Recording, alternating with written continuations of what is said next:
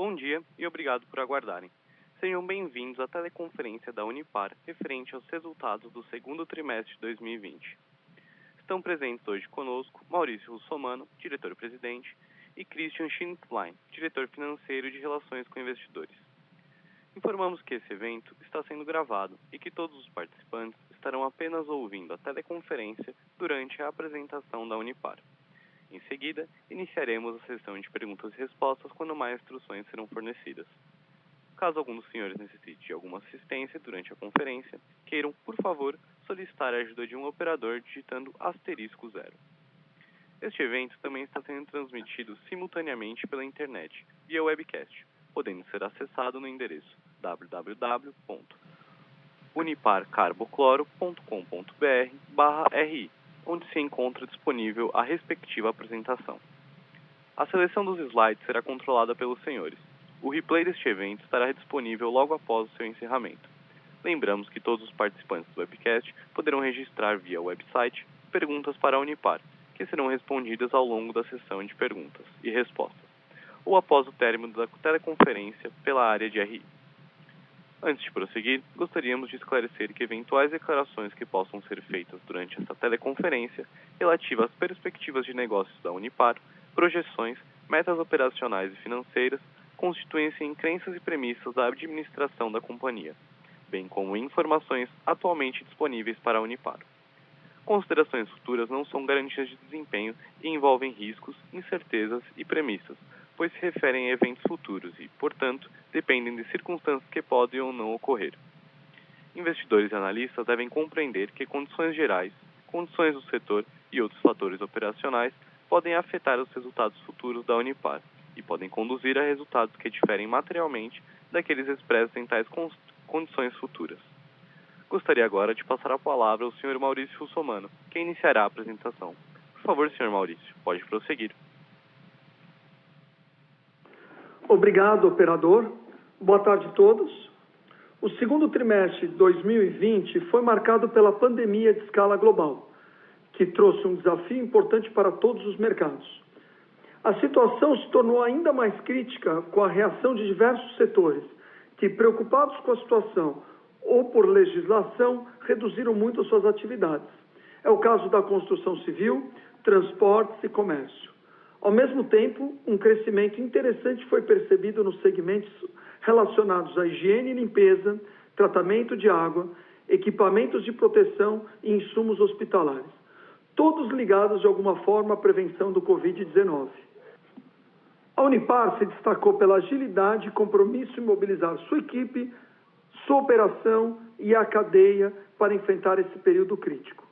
Criou um comitê de crise com o objetivo de evitar a contaminação dos colaboradores e familiares, garantir a continuidade operacional, implementar ações de prevenção, contenção e remediação, além de suportar os colaboradores, comunidades e sociedade. Uma série de medidas foi rapidamente implementada com base em todos os protocolos de prevenção. Na operação, regras de distanciamento, revezamento de turnos, medição de temperaturas, afastamento de colaboradores dos grupos de risco, disponibilização de máscaras e álcool gel para as equipes permitiram a proteção dos colaboradores. Mobilizamos nossos clientes, fornecedores, transportadores e parceiros para garantir o abastecimento de toda a cadeia com os insumos essenciais para esse período. Implantamos um serviço de telemedicina 24/7 para tirar dúvidas e apoiar colaboradores e familiares. Contratamos infectologista para definir rigorosos protocolos, assistentes sociais, serviços de apoio psicológico e bem-estar, além do programa Equilibre, que segue oferecendo aulas de meditação, condicionamento físico e benefícios para toda a família. Apoiamos as comunidades com campanhas de conscientização, reuniões periódicas com o Conselho Comunitário Consultivo para orientação, doações em conjunto com clientes que representaram o equivalente a 17 milhões em produtos de limpeza, higiene pessoal, equipamentos como máscaras e respiradores, tanto no Brasil como na Argentina. Neste período, reforçamos ainda mais a nossa missão de levar qualidade de vida às pessoas por meio dos produtos Unipar, como o cloro, a soda e o PVC, e fizemos a diferença. Um projeto importante que tramitou nesse segundo trimestre foi a aprovação do Marco do Saneamento, e é muito positiva para o nosso país. Com a premissa de universalizar o saneamento para toda a população, a medida trará benefícios significativos para mais de 100 milhões de brasileiros que hoje não possuem acesso a esgoto e a 30 milhões sem água tratada. O impacto social será imenso, pois melhorará a qualidade de vida das pessoas, aumentará a frequência das crianças nas aulas e reduzirá o número de afetados por doenças ainda básicas e que levam milhares a hospitais, até mesmo à morte. No âmbito econômico, o impacto potencial estimado pelo Instituto Trata Brasil será de R$1 trilhão, consequência de investimentos em infraestrutura e benefícios indiretos nos setores imobiliários, turismo, químico, entre outros. Em tramitação no Congresso Nacional, a nova Lei do Gás será fundamental para o desenvolvimento e melhora da competitividade da indústria no país, aumentando a capilaridade do insumo e atraindo investimentos para viabilizar novos projetos. Olhando o mercado internacional da soda e do PVC, a paralisação da construção civil levou à redução drástica da demanda do PVC. Os estoques mundiais subiram a níveis muito elevados e, por consequência, o preço internacional caiu. Por outro lado, a oferta da soda cáustica foi reduzida na mesma proporção por fazer parte do mesmo processo produtivo e o efeito foi um aumento nos preços durante o trimestre. Para a Unipar, também fomos afetados por essa dinâmica e atuamos para maximizar a produção de soda para o atendimento do mercado e a gestão dos estoques de PVC. Os demais produtos à base de cloro tiveram um aumento beneficiado pela demanda e pela expansão de clientes e geografias. Vale destacar que a utilização das plantas ficou em linha com a demanda de mercado, com destaque para Cubatão, que teve uma utilização maior do que o mesmo período do ano passado. Passo agora a palavra para o Christian, nosso CFO, para falar sobre os resultados financeiros. Obrigado. Boa tarde a todos. Obrigado pela participação no nosso call. Desejo que todos estejam bem. Passando ao slide 5, apresentaremos os resultados da companhia num comparativo do segundo trimestre frente ao primeiro trimestre de 2020. A receita líquida consolidada foi de R$ 737 milhões no segundo trimestre, uma ligeira queda de 8% frente ao primeiro trimestre. Esta queda se deu principalmente pela demanda de PVC. Já na controladora, o aumento foi de 12% frente ao primeiro trimestre, totalizando R$ 278 milhões. O CPV consolidado foi de R$ 526 milhões no segundo trimestre, uma queda de 11% frente ao primeiro trimestre do ano. Esta queda é explicada principalmente pelo menor consumo de matérias-primas pela operação. O EBITDA consolidado da companhia foi de R$ 136 milhões no trimestre, aumento de 53% frente ao primeiro trimestre de 2020. Este aumento se deu principalmente pela redução das despesas administrativas. Na controladora, o EBITDA foi de R$ 65 milhões positivo, apresentando uma reversão frente ao primeiro trimestre do ano. Além da redução das despesas administrativas, houve uma redução no CPV, aumento de receita e uma diminuição no prejuízo trazido pela equivalência patrimonial. A companhia apresentou um lucro líquido de 19 milhões no consolidado e 20 milhões na controladora no segundo trimestre de 2020, revertendo assim prejuízos demonstrados no primeiro trimestre. Em ambos os casos, o lucro líquido foi impactado e continua sendo pela variação cambial, principalmente de débitos com terceiros, trazidos na linha de resultados financeiros. O slide 6 apresenta um comparativo de resultados do primeiro semestre de 2020 frente ao primeiro semestre de 2019, onde apresentamos uma receita líquida consolidada de 1.538 milhões, 1% acima do primeiro semestre de 2019. Já na controladora, apresentamos uma receita líquida de 526 milhões, leve queda de 4% frente ao primeiro semestre de 2019. O CPV do primeiro semestre de 2020 foi de 1.118 milhões, em linha com o primeiro semestre de 2019. A companhia apresentou um EBITDA de 225 milhões de reais no primeiro semestre de 2020, frente a 282 milhões de reais no primeiro semestre de 2019. Na controladora, a companhia apresentou um EBITDA de menos 36 milhões, frente a 150 milhões positivos em 2019. Essa diferença se dá pela diminuição de preços e, na controladora, principalmente pelo impacto da equivalência patrimonial, notadamente a variação cambial negativa sobre débito com terceiros. No primeiro semestre de 2020, a companhia apresentou um prejuízo líquido de 75 milhões no consolidado e de 72 milhões na controladora. Este prejuízo também fortemente impactado pela variação cambial e pelo aumento das despesas administrativas que foram impactadas no primeiro trimestre de 2020 pelo plano de outorga de ações. Passando para o slide 7, apresentamos o endividamento líquido da companhia. Passamos de 163 milhões de reais em dezembro de 2019 para 4 milhões de reais em junho de 2020, um ratio de dívida líquida EBITDA de 0,01 vezes. Na controladora, o endividamento líquido em junho de 2020 foi de 209 milhões de reais. No semestre, a forte geração operacional de caixa permitiu a manutenção de liquidez da companhia, assim como a alocação de recursos no programa de recompra.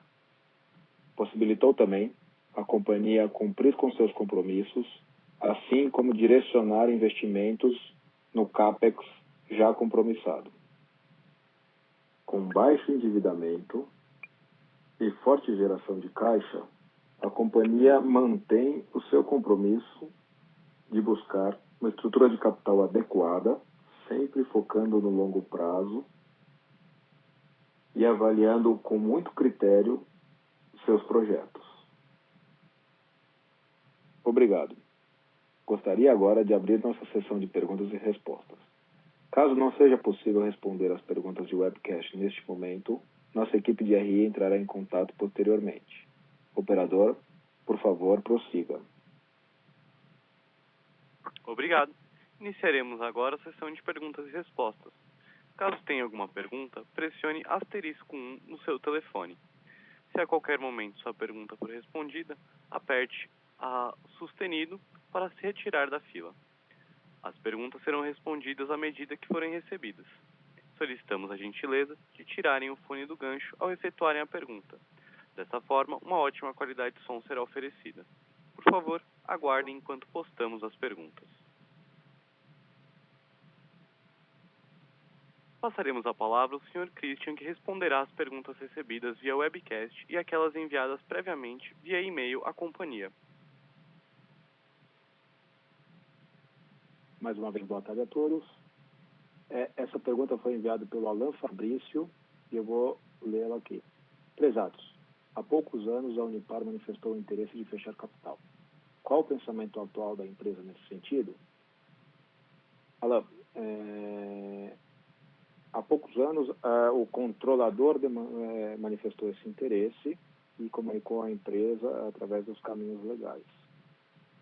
Neste momento, nós não temos nada neste sentido, nenhuma comunicação de controlador ou qualquer outro acionista, e a intenção da companhia não é essa. Então, no momento atual, a gente está olhando o futuro e mirando o longo prazo, sem nenhum movimento ou sem nenhuma manifestação demandada para a companhia do controlador.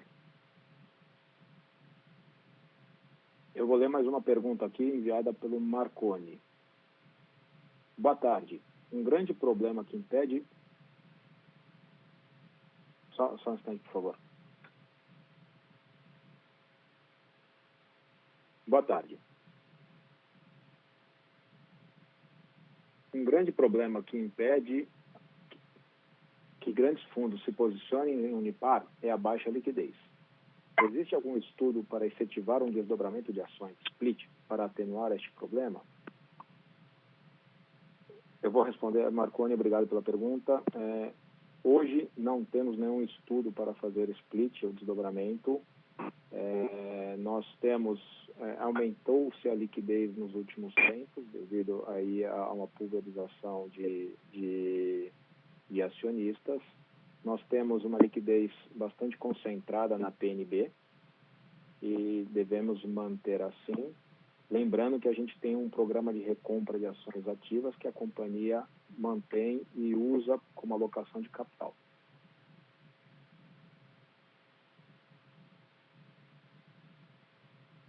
A próxima pergunta veio do Vinícius de Andrade. Boa tarde, parabéns pelos resultados. A companhia poderia comentar, por gentileza, se já houve aumento nos volumes demandados e de uso de capacidade instalada em julho e no começo de agosto? Notaram em especial recuperação na demanda por PVC? Obrigado pela atenção. Eu vou passar a palavra para o Maurício para ele responder. Boa tarde, Vinícius. Bom, como eu mencionei anteriormente, né, a demanda do PVC está diretamente correlacionada com a atividade da construção civil, ou pelo menos numa maior parte. Portanto, se existe uma recuperação da construção civil, existirá uma recuperação também do PVC no período.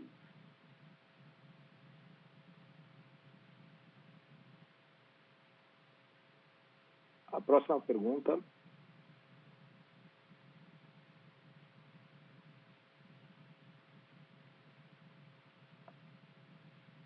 pergunta vem do Gustavo Poladian. Qual é a previsão para a troca das plantas na questão de plantas de mercúrio? Respondo essa daqui também. Boa tarde, Gustavo. Nós estamos constantemente avaliando a questão do mercúrio, né, da troca das plantas, e estamos buscando o melhor momento para realizar essa mudança tecnológica. Nós temos o prazo até 2025 para completar essa mudança de tecnologia. Portanto, ocorrerá com certeza nos próximos anos essa mudança.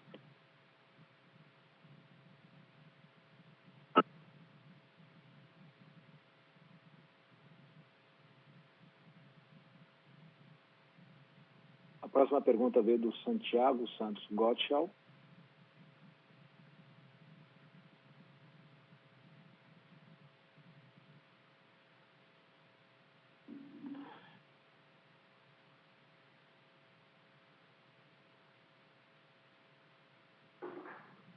A pergunta boa tarde, a página 3 da apresentação. A página 3 faz referência aos preços de PVC e soda do segundo trimestre de 2020. O preço ali referido é média do trimestre ou final? E como estão os preços agora em relação àqueles dois números, PVC e soda, do 2P? Santiago, eu respondo essa pergunta. Na apresentação, a gente coloca a evolução dos preços. Então, você olha a tendência, é uma tendência da média do primeiro quarto para a média do segundo quarto. Nós não damos guidance de preços. Então, o preço atual, você pode seguir pela Bloomberg, que tem algumas referências de preço, lembrando que os nossos preços são referenciados no mercado internacional, tanto para PVC quanto para soda, mas não são os preços ofertados nesses mercados.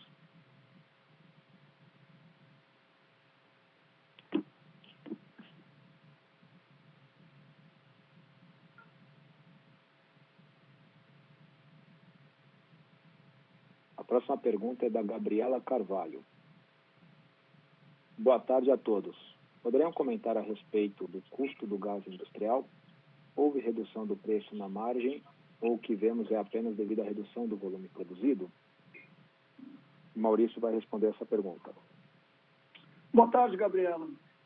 Referente ao gás industrial, na verdade, nós tivemos dois efeitos, né? Nós tivemos, sem dúvida, o efeito nas unidades, um consumo menor do gás natural, mas nós também tivemos um efeito pela parte regulatória de uma alteração do preço do gás, uma pequena redução, né, até o período aqui de pandemia e até o final do ano. Então, foi um benefício também, vamos dizer, pontual quanto ao preço do gás.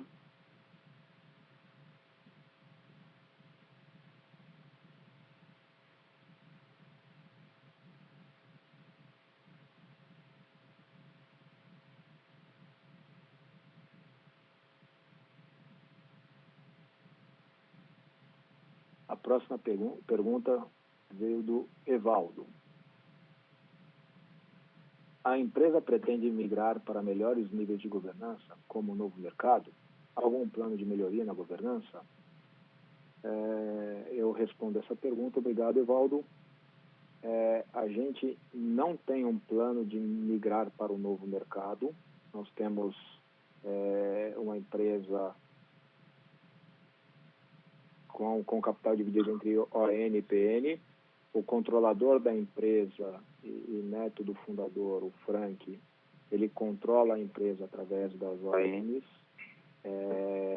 A companhia sempre buscou o mercado de capitais para fundiá-la e isso reflete um pouco na estrutura de capital da empresa. Então, o IA deve se manter assim, não devemos mudar para o novo mercado.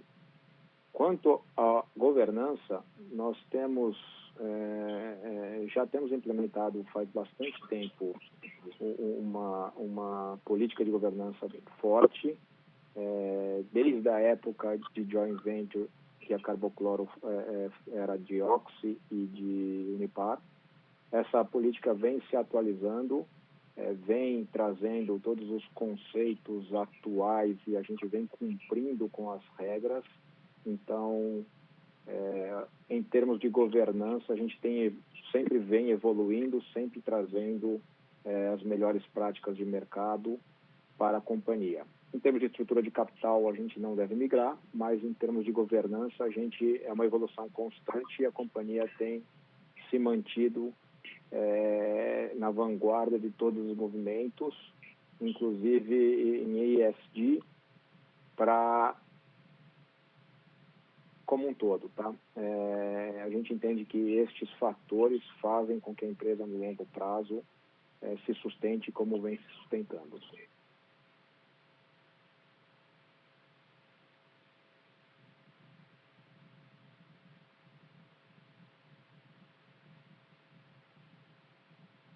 A próxima pergunta é do Guilherme Rabelo. Olá, boa tarde. Queria saber se agora, com a queda dos juros, a companhia já possui alguma visão de aquisições ou investimentos relevantes em CAPEX, como uma nova fábrica, uma vez que o custo de capital é reduzido. Obrigado pela pergunta. Vou passar a palavra para o Maurício. Olá, Guilherme, boa tarde.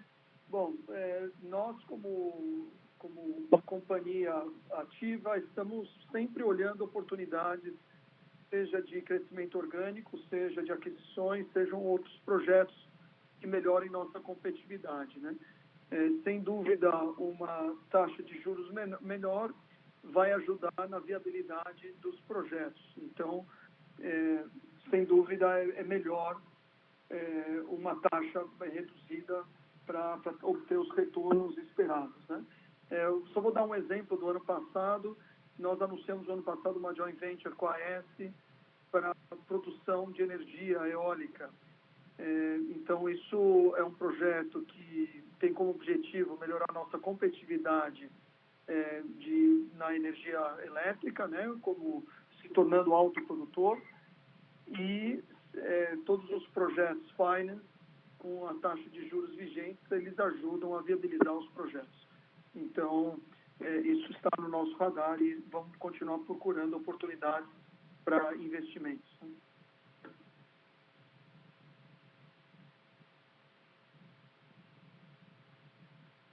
As próximas duas perguntas vêm do Lucas. Houve aumento de inadimplência ou renegociação com clientes que gerem impactos para os próximos TRI? E a segunda, qual o motivo do alto pagamento de imposto de renda e contribuição social no primeiro semestre? Lucas, obrigado pela pergunta.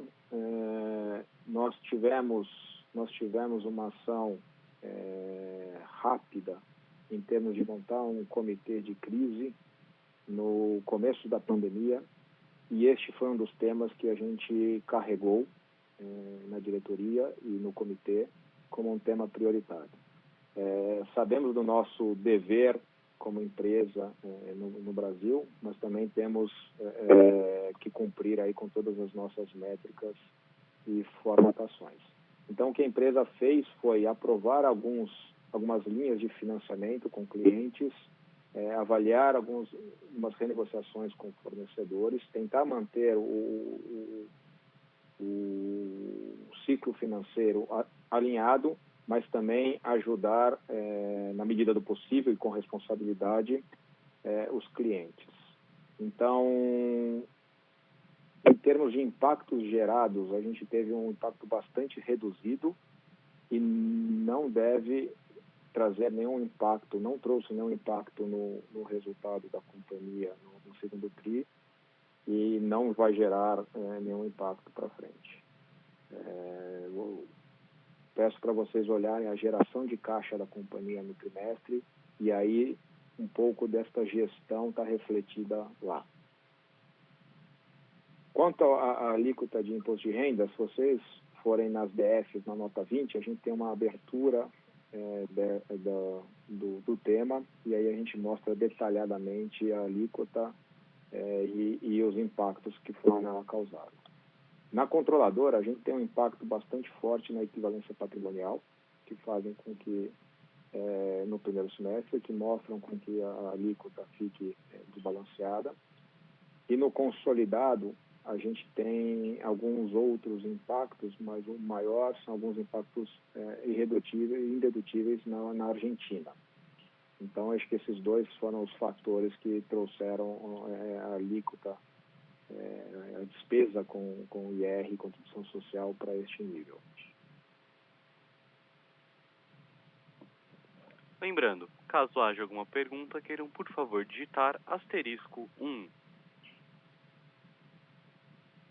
Só complementando a resposta, isso foi uma alíquota e não foi o desembolso de caixa, né? O pagamento de imposto de renda foi menor, inclusive, que o ano anterior.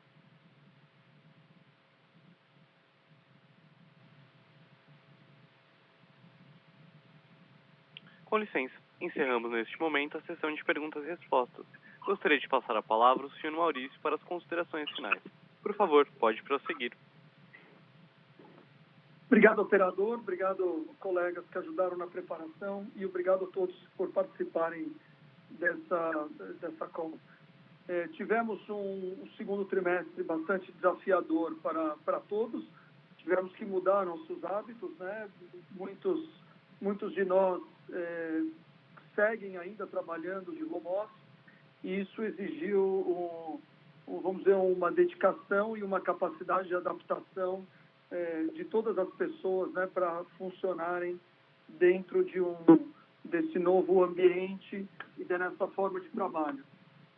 Em relação à Unipar, o segundo trimestre conseguimos dar continuidade operacional, apesar da pandemia, conseguimos cuidar e apoiar os nossos colaboradores e famílias, e também contribuímos bastante nas comunidades que estamos inseridos, seja com doações, informação e apoio.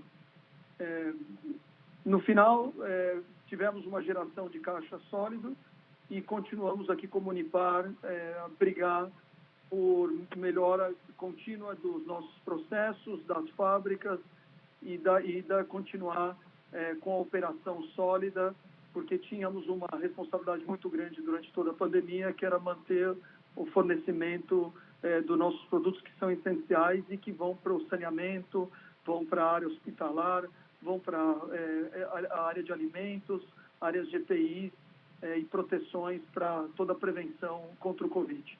Então, eu agradeço toda a equipe Unipar por todo esse comprometimento para dar continuidade e fazer o melhor possível de uma situação tão diferente e adversa que tivemos que enfrentar. Então é isso. Obrigado a todos. Mantenham-se seguros, mantenham os protocolos de segurança, distanciamento e até o próximo trimestre. A teleconferência da Unipar está encerrada. Agradecemos a participação de todos e tenham um bom dia.